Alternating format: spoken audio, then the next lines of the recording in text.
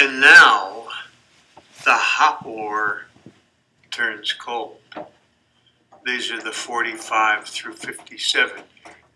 Slightly different times, little introduction to those times.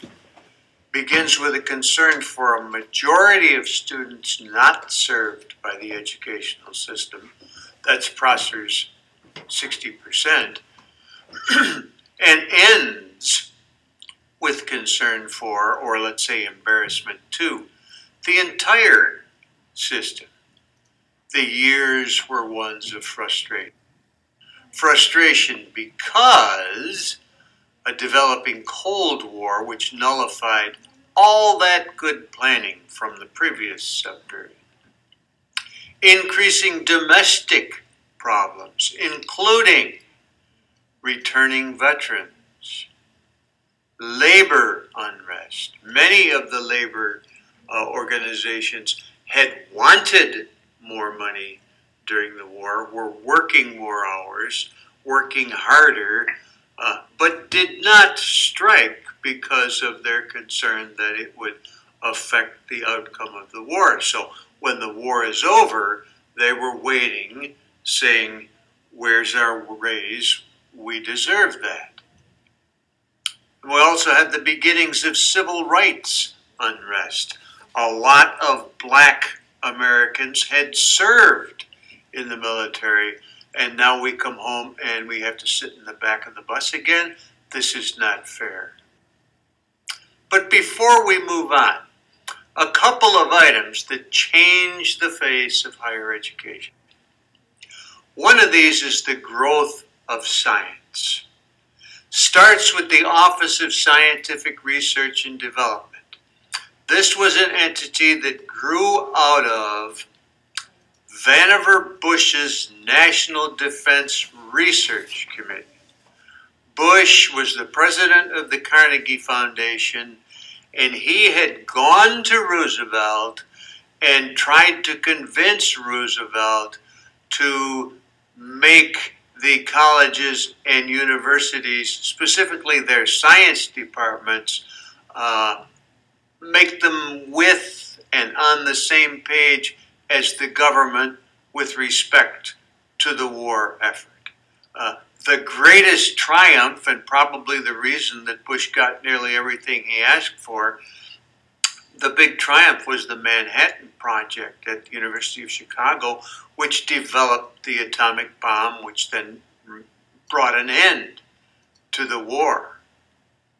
So the idea now of government and universities cooperating was something that brought in a lot of money and made a lot of changes in the world to come.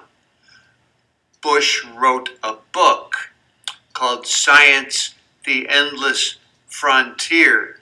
As a result of that, I became a member of the President's Scientific Research Board, and probably one of Bush, I don't want to say his greatest contribution, but one of his greatest contributions was the creation of the National Science Foundation.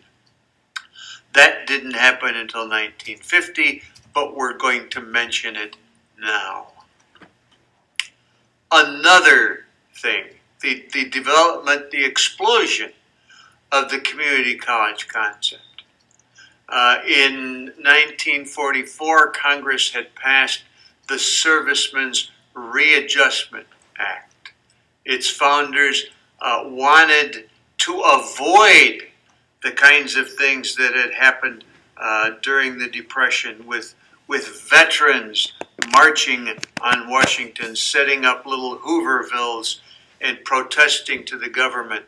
The Roosevelt administration, later Truman, wanted to avoid that, and so pass the Servicemen's Readjustment Act, which provides money to send veterans to colleges and to universities to further their education.